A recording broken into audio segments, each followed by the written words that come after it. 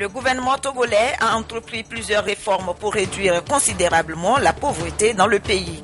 Des projets ont été mis en œuvre en faveur des couches les plus vulnérables.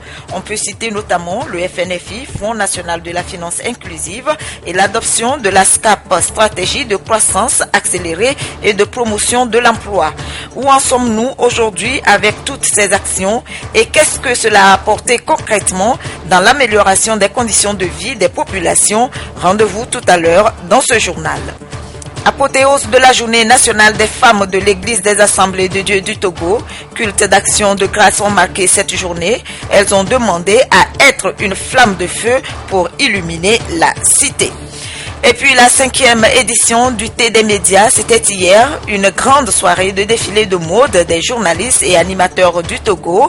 C'est dans l'optique d'offrir aux professionnels des médias l'occasion de partager un moment de joie avec leur public. Voilà pour les titres du 20h de ce dimanche. Bonsoir et merci de nous rejoindre pour ce nouveau journal. La réduction de la pauvreté et le soutien aux populations vulnérables font partie des priorités des actions du gouvernement ces dernières années. Une politique qui s'intensifie aujourd'hui avec la mise en œuvre de nouveaux projets de développement en faveur des communautés vulnérables, que ce soit le projet d'appui à l'employabilité et à l'insertion socio-professionnelle des jeunes, en passant par le Fonds national de la finance inclusive et le programme d'urgence de développement communautaire. Le Togo a tout simplement enregistré de bons résultats ces dernières années dans la lutte contre la pauvreté et la réduction des inégalités. Et c'est dans le contexte de l'exécution de l'outil de référence qu'est la SCAP, la stratégie de croissance accélérée et de promotion de l'emploi. Et nous reviendrons dans le courant de cette édition sur les différentes actions de réduction de la pauvreté, le soutien aux populations vulnérables. À propos justement de la SCAP, stratégie de croissance accélérée et de promotion de l'emploi, c'est un document national qui offre une feuille de route au Togo et indique les orientations stratégiques du pays. Elle expose la vision du développement humain durable à moyen terme et propose à cet effet un cheminement progressif du pays vers les objectifs du millénaire pour le développement, aujourd'hui les ODD. Les grands axes de la SCAP, c'est à découvrir dans ce dossier réalisé par Pierre Soussoupo. Bientôt 4 ans, la stratégie de croissance accélérée pour la promotion de l'emploi SCAP. Cadre d'orientation des actions du gouvernement en termes de développement à moyen terme pour réaliser les objectifs du millénaire pour le développement, aujourd'hui objectifs de développement durable. Mais au-delà, il était question pour les autorités de faire du Togo un pays émergent d'ici 15 à 20 ans. Et la SCAP se trouve être un catalogue de bonnes intentions où sont définis les grands axes d'intervention. La première orientation politique retenue porte sur l'affermissement des bases de l'économie et le renforcement de son potentiel à réaliser un rythme de croissance accéléré, ce qui devra répondre aux doubles objectifs d'amélioration du revenu et de la création d'emplois d'une part et de la consolidation du potentiel d'exportation d'autre part.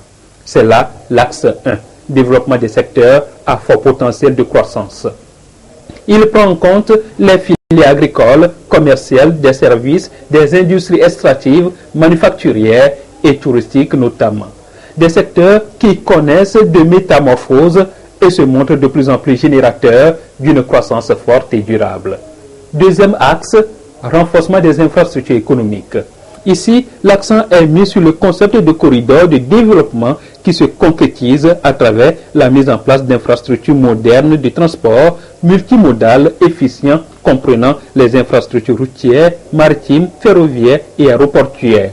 À ce niveau, les autorités togolaises ne lésinent pas sur les moyens et les résultats se passent de tout commentaire. Les secteurs des télécommunications et d'énergie innovent pour répondre aux besoins de la population.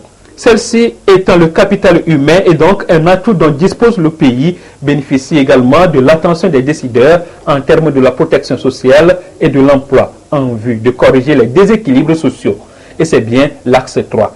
Il oriente les actions jusque-là menées pour la promotion du système d'éducation et de formation, le développement de l'encadrement de la petite enfance avec l'accès à l'enseignement primaire pour tous, la politique d'équité à l'enseignement supérieur, l'accès à l'eau potable et à l'assainissement, l'assurance maladie et le développement du système et des services de santé et de nutrition. Également mise en relief la promotion de la jeunesse et de l'emploi des jeunes. Pour mieux coordonner et conserver les acquis, le renforcement de la gouvernance devient un impératif. Et le gouvernement s'inscrit à cette école. Nous sommes à l'axe 4 de la SCAP. Gouvernance politique et institutionnelle, des chantiers que réalise progressivement l'État togolais avec foi et engagement réel. Essentiellement, le renforcement des bases de la démocratie est amorcé. La culture citoyenne et l'implication des organisations de la société civile dans la gestion des affaires publiques de plus en plus promues. Ceci appelle donc à la promotion d'un développement participatif équilibré et équitable qui constitue d'ailleurs l'axe 5 de la stratégie gouvernementale.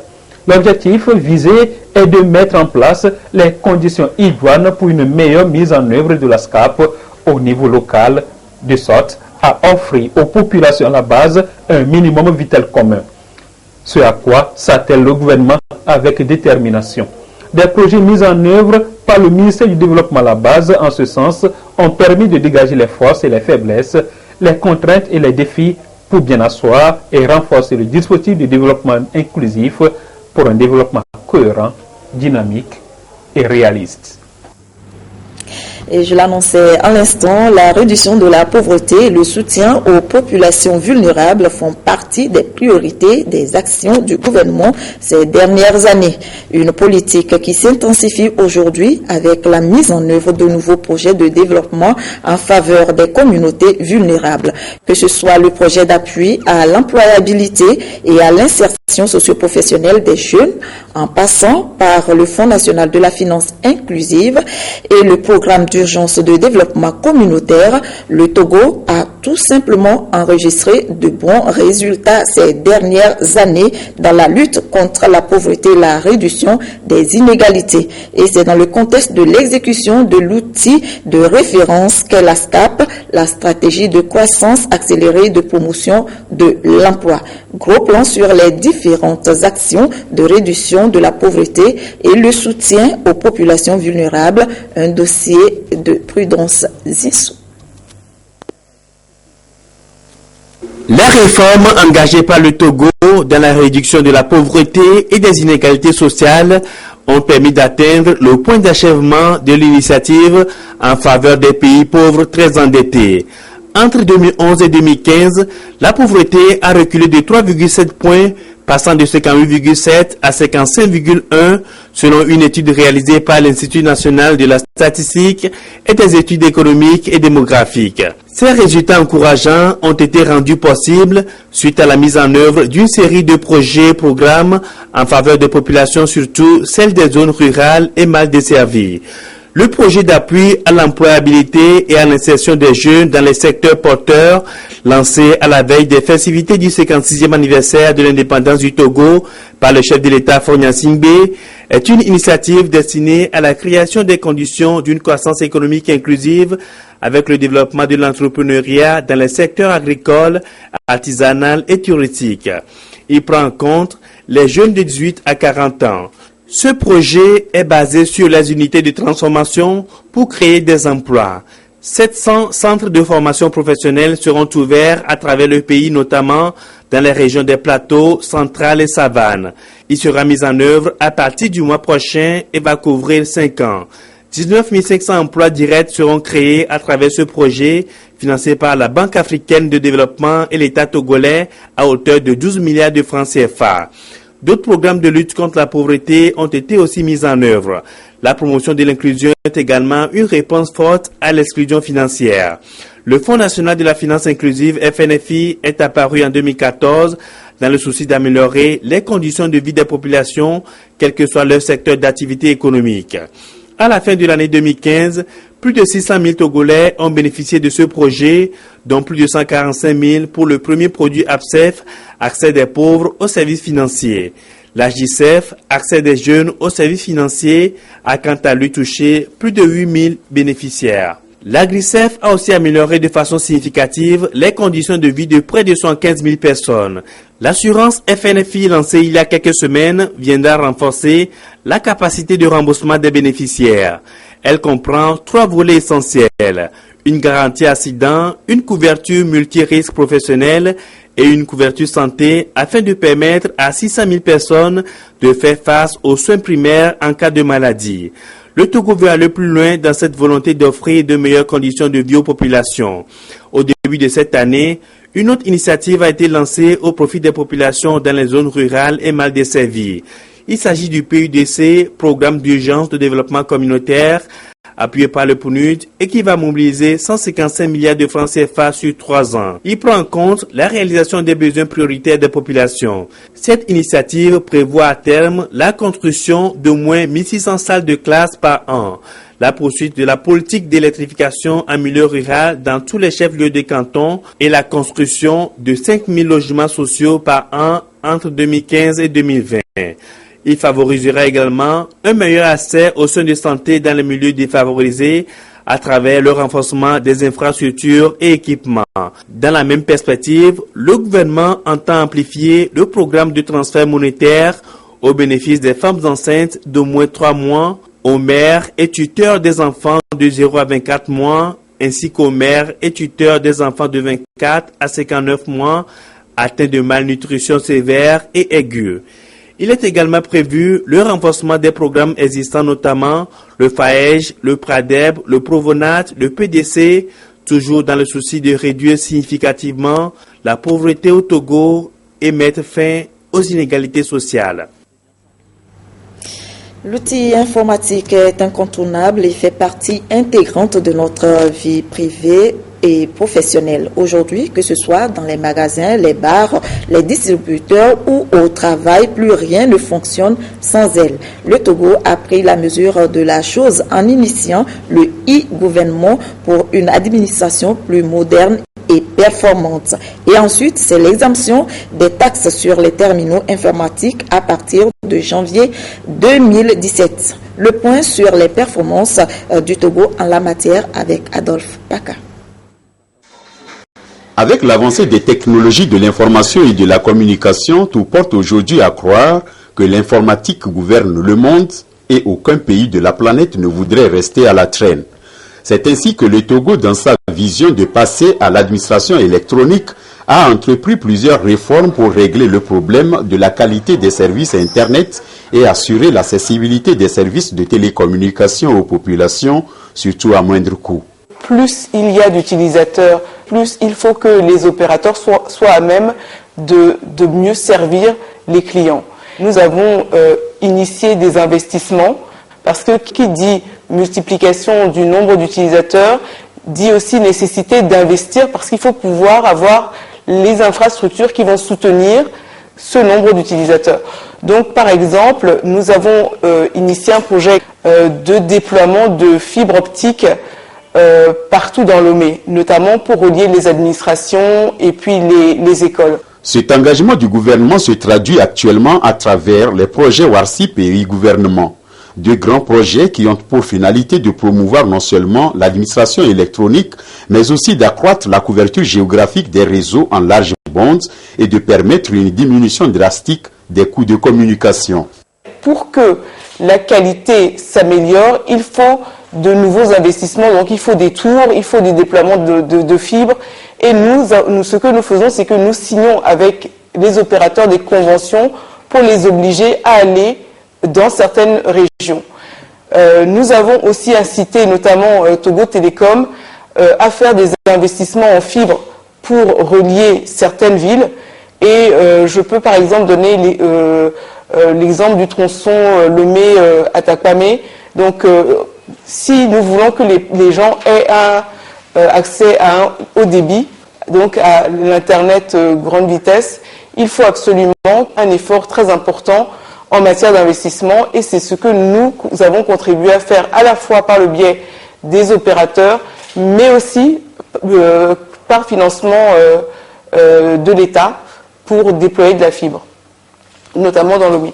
À ce jour, la plupart des administrations de Lomé sont connectées. Reste l'opérationnalisation effective des projets. Il s'agira de l'exploitation des TIC pour reconfigurer les processus, les rendre efficaces et efficients, totalement ouverts au service des citoyens et de l'administration. Il faut retenir que pour balayer tout ce champ de dispositifs, il y a la phase actuelle sur laquelle nous sommes et qui concerne le déploiement d'infrastructures de communication. Qu'est-ce que j'entends par là? L'infrastructure de communication, aujourd'hui, c'est les réseaux informatiques, pour la plupart du temps. Aujourd'hui, nous avons des coursiers qui vont et viennent avec du papier physique. Alors, une fois que la messagerie de l'État sera sur place, une fois qu'un courrier est signé ici, tout de suite, à la minute d'après, il est visible chez le destinataire. Sans utiliser les systèmes que nous connaissons aujourd'hui, Yahoo, et Google Mail, etc., sans passer par ces systèmes qui sont d'ailleurs déployés à l'étranger, le Togo fera en sorte que quand un courrier doit partir d'un ministère à un autre, ça se passera à l'intérieur du territoire togolais. C'est une mesure de sécurité. Le e-gouvernement est donc un vecteur d'amélioration de la relation administration-citoyen qui favorise la transformation du service public en un service au public. Une démarche qui va réduire à terme les coûts supportés par le contribuable et promouvoir la bonne gouvernance. Et ce n'est pas tout. Début janvier 2017, le gouvernement décide d'exonérer des taxes sur les terminaux et équipements informatiques destinés aux consommateurs. Désormais, acheter un ordinateur, un laptop ou une tablette, ce n'est plus un souci. Ces outils coûteront beaucoup plus moins cher. Nous voulons simplifier la vie aux Togolais. Donc, pour ce faire, nous avons décidé, nous-mêmes, État, d'investir dans la construction, dans le déploiement de ces réseaux de fibres à Lomé. Nous voulons aussi, grâce à ce projet, financer la construction d'un centre, d'un site dans lequel tous les opérateurs s'interconnecteraient pour qu'il y ait une amélioration des échanges entre eux. Cette nouvelle ne cesse de réjouir dès avril dernier les importateurs et consommateurs des produits des TIC au Togo. L'objectif de cette mesure est en fait d'inciter les Togolais à s'équiper en masse dans un contexte d'amélioration des connexions Internet. Le Togo a conclu la ratification de l'accord confirmant son adhésion à l'établissement de la Banque d'import-export Afrexim Bank. Les autorités togolaises et l'établissement financier semblent en effet partager une même vision du commerce intra-africain. Explication dans ce reportage. Depuis ce mercredi 4 mai 2016, le Togo est devenu officiellement le 40e pays africain membre de la Banque d'import-export Afrexim Bank. L'institution de financement du commerce devrait prochainement investir dans de nombreux domaines de développement, notamment la logistique, le tourisme et l'agriculture. Cette adhésion du Togo à Afrexim Bank fait suite à la visite effectuée par le chef de l'État togolais le 11 avril 2016 au Caire, en Égypte. Compte tenu de sa position stratégique dans la région, le Togo a le potentiel de devenir un leader dans l'industrie des services et un hub logistique pour le commerce de produits et de services à travers l'Afrique. Le Togo est donc un pays très important dans la stratégie de commerce intra-africain d'Afrexim Bank. Pour les autorités togolaises, davantage d'efforts doivent être consentis, notamment au travers de partenariats du genre, en vue d'assurer la croissance économique du pays. Il sera important de soutenir le secteur privé local, d'augmenter les capacités de la production énergétique du pays et de poursuivre les chantiers de réalisation d'infrastructures pour satisfaire les besoins du commerce régional. Le Togo va finalement utiliser l'un des outils les plus importants qui dynamise le marché intra-africain. Toute l'Afrique participe à peine à 3% au commerce mondial, mais ce qui est encore dommage, à peine 10% du commerce est pratiqué entre les pays africains. L'accession du Togo à Afrexim Bank va doter le Togo des outils africains. Nous allons voir émerger des projets qui sont typiquement des projets africains et qui sont destinés au marché africain. Donc, ça règle ce problème, ce déficit qu'il y a entre la production et la consommation. Créée en 1993 au Nigeria, la Banque africaine d'import-export Afreximbank, soutenue par les investisseurs privés africains, a pour rôle la promotion et le développement des échanges commerciaux sur le continent. Depuis, elle investit dans de nombreux pays, notamment dans l'industrie des services, la transformation des matières premières agricoles et le secteur de la logistique. Religion pour poursuivre cette édition, les femmes de l'Église des Assemblées de Dieu du Togo sont à l'honneur ce dimanche. Elles célèbrent la journée qui leur est dédiée. Celles du Temple du Calvaire à Lomé ont marqué cette journée par un culte d'action de grâce. Elles se sont unies d'intention pour demander au Tout-Puissant Seigneur à être une flamme de feu pour illuminer la cité. Pierre Soussoupo.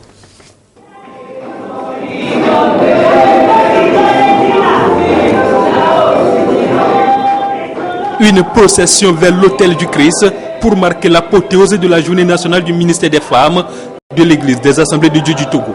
Au Temple du Calvaire, elles sont venues exprimer leur reconnaissance à Dieu à travers chants et prières.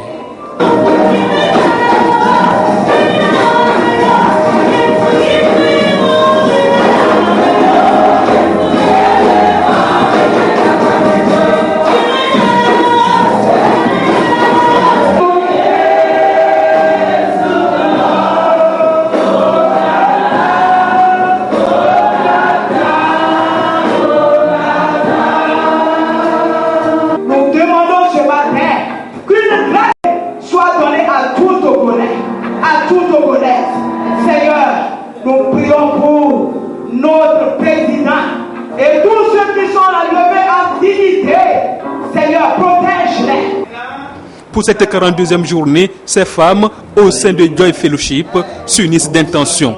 Et à Dieu, elles ne demandent qu'à être une flamme de feu pour illuminer la cité. Comme Moïse l'a dit, fais-moi voir ta gloire. Nous voulons voir la gloire de Dieu en nous, en tant que femmes, dans nos foyers, à l'église, partout où nous serons. Il faut que nous vivions cette flamme, il faut que nous vivions cette gloire. Et pour que les gens sachent vraiment que nous sommes des femmes du feu et des femmes chrétiennes, des femmes vertueuses. La flamme de feu doit briller en nous, puisque nous voulons servir le Seigneur. Sans la flamme, personne ne peut faire quoi que ce soit. Ce sont nos ressources.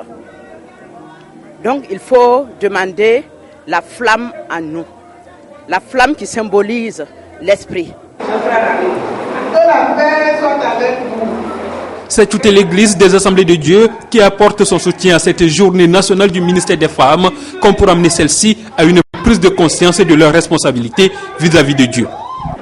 Briller pour le Seigneur veut dire que porter la nature même, l'image. Et cette image, ce n'est pas corporel, mais c'est le cœur. Un cœur pur, un cœur qui aime Dieu.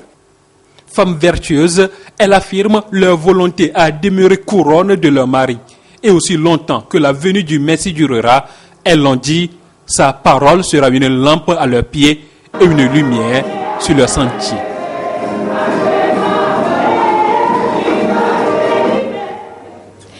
À Kara, le réseau des jeunes pour la fraternité interreligieuse a de son côté organisé dans les différentes artères de la ville une marche. C'est pour amener les jeunes, toutes religions confondues, à œuvrer ensemble pour une paix durable au Togo et dans le reste du monde. Nestor Mouzou. La manifestation est baptisée la marche de la fraternité interreligieuse. Organisée à travers la ville par le REGEFIR, réseau des jeunes pour la fraternité interreligieuse de Kara, cette activité répond à un souci, celui d'aider les jeunes à relire leur vie à la lumière des Saintes Écritures, à mettre en pratique les enseignements spirituels et religieux afin de lutter contre les antivaleurs et prôner le dialogue interreligieux. Pour nous, c'est une valeur qu'on doit estimer, la paix entre les religions, ne serait-ce que les musulmans, les chrétiens et les animistes. Nous sommes des frères et on doit s'aimer. Quand tu vois un ami, il n'est pas un ennemi à abattre, mais un ami, un frère à élever, à relever pour la paix, pour l'union dans le monde. Nous sommes là entre la paix entre les chrétiens, les musulmans. Nous sommes jeunes, nous sommes tout simplement meilleurs. Si nous avons la paix dans notre pays, l'économie va avancer, la population va avancer et nous les jeunes, nous serons toujours meilleurs. Cette marche a été organisée pour la première fois à Kara, sous l'inspiration de ce qui se fait à Sokodé, grâce à l'aumônerie des lycées et collèges de cette ville. Nous organisons des marches chaque année en décembre qui rassemblent 7000 jeunes chaque année. La dernière marche en date était celle du 5 décembre 2015 où il y avait pratiquement 7000 jeunes. Alors, les jeunes de Kara ont eu vent de l'événement. Ils ont dit, mon père, l'événement ne va pas rester seulement à Kara, ça doit contaminer les autres. C'est comme ça que nous sommes à Kara. Nous savons bien évidemment ce qui se passe en Afrique de l'Ouest, pas seulement en Afrique de l'Ouest, mais dans le monde entier, la guerre entre les religions. Et le plus souvent, les jeunes sont instrumentalisés. Donc on les utilise pratiquement comme étant des boulets à canon. Il est question pour nous de pouvoir sensibiliser les jeunes justement à cette menace-là, afin qu'ils soient tout simplement prudents. La paix entre les religions est une valeur et elle doit être recherchée.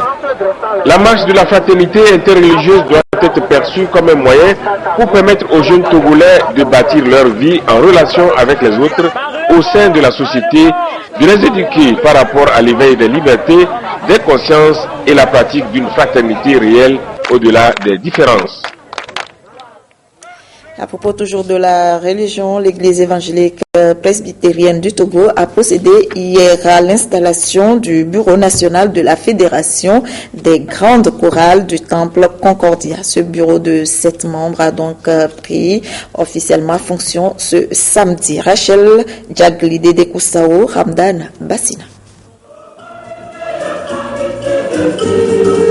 Par ce culte d'action de grâce et des chants de louange au Seigneur que le Bureau national de la Fédération des grandes chorales de l'Église évangélique presbytérienne a été installé ce jour à la paroisse d'Abedji.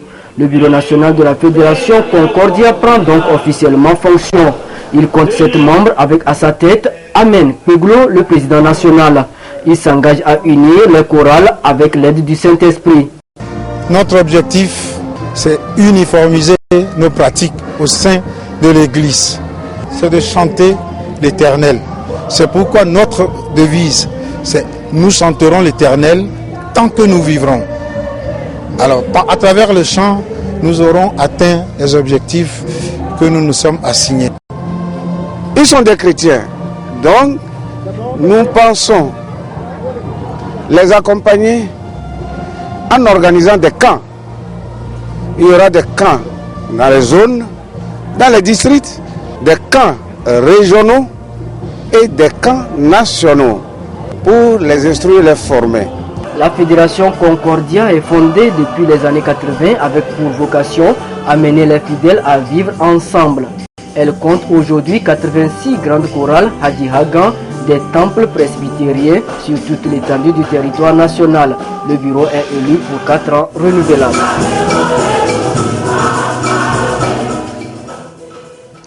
C'est parti pour la 3e édition du Campus en live. Cette compétition interuniversitaire de musique a révélé au public les 12 potentiels lauréats qui ont démontré leur talent d'artistes de la chanson.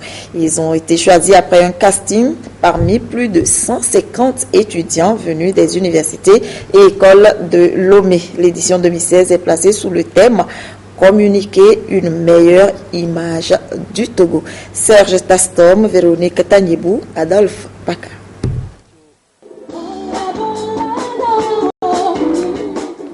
Après les étapes du casting, ils ne sont plus que 12 candidats, retenus sur les 150 étudiants issus des universités et écoles de formation inscrits à ce concours de chant dénommé Campus en live 3e édition. Ici, ils s'affirment sur scène à cette étape de quart de finale autour du thème communiquer une meilleure image du Togo.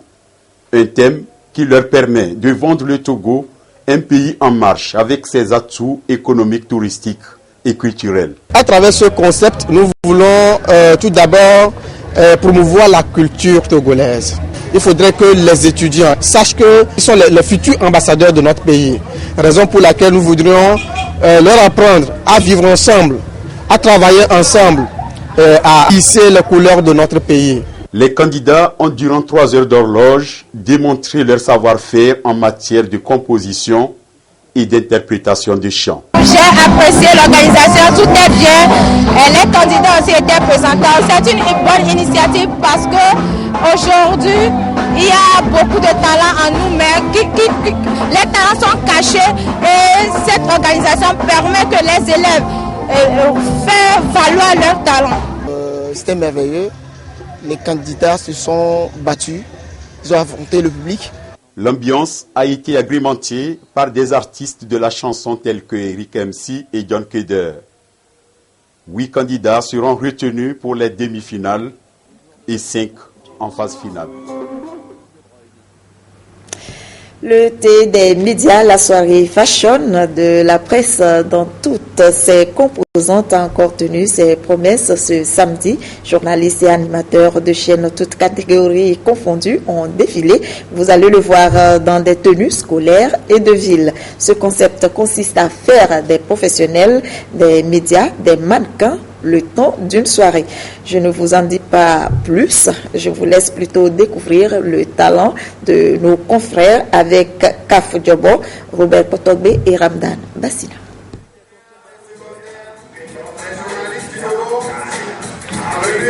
Les professionnels des médias de nouveau sur scène dans la peau des stylistes et mannequins du Togo. Premier tableau du thé des médias, édition 2016, la collection d'uniformes kaki scolaires du primaire au secondaire, des écoles publiques comme privées. Une collection de tenues scolaires qui présentait les modèles des années 80 et 90. Ensuite suivra le deuxième défilé consacré aux tenues de ville et de soirées confectionnées en basin et d'autres pagnes. Ce qui m'a beaucoup marqué, c'est le défilé des journalistes, surtout Madame Géraldo, qui m'a beaucoup impressionné avec ses danses. Monsieur Noël Tadegnon aussi. Nous les confrères, comme vous le savez très bien, nous voyageons beaucoup. Nous sommes dispersés sur tout l'étendue du territoire. C'est cette soirée qui nous permet de nous regrouper et de nous recréer, s'il faut le dire, avec des termes un peu plus simples. Thé des médias, cette rencontre annuelle des hommes et femmes de la presse togolaise est à son 5e acte avec un bilan satisfaisant selon les promoteurs et le message de cette année cadre bien avec la réalité, le terrorisme. C'est un message de mobilisation de toute la presse togolaise pour la lutte contre le terrorisme. Nous avons estimé nécessaire de réunir toute la presse autour de ce thème pour aller vers ce combat qui est celui de tout le monde aujourd'hui. La presse contre le terrorisme, c'est déjà une réussite. L'initiative a reçu le soutien du ministère de la Communication, représenté ici par le directeur de cabinet Franck Messité. Le défilé des journalistes s'organise tous les ans dans le prolongement de la Journée mondiale de la liberté de la presse chaque 3 mai.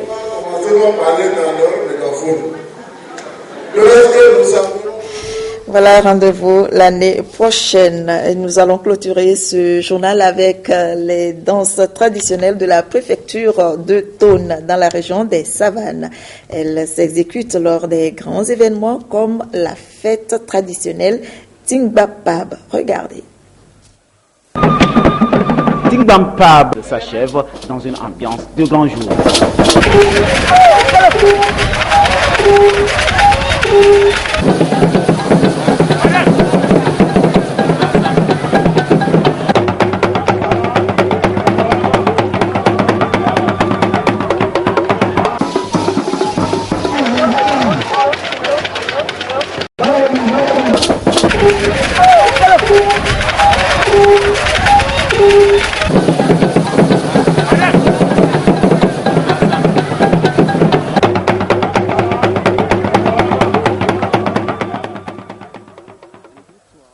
Voilà, c'est sur ces images que se referme ce journal.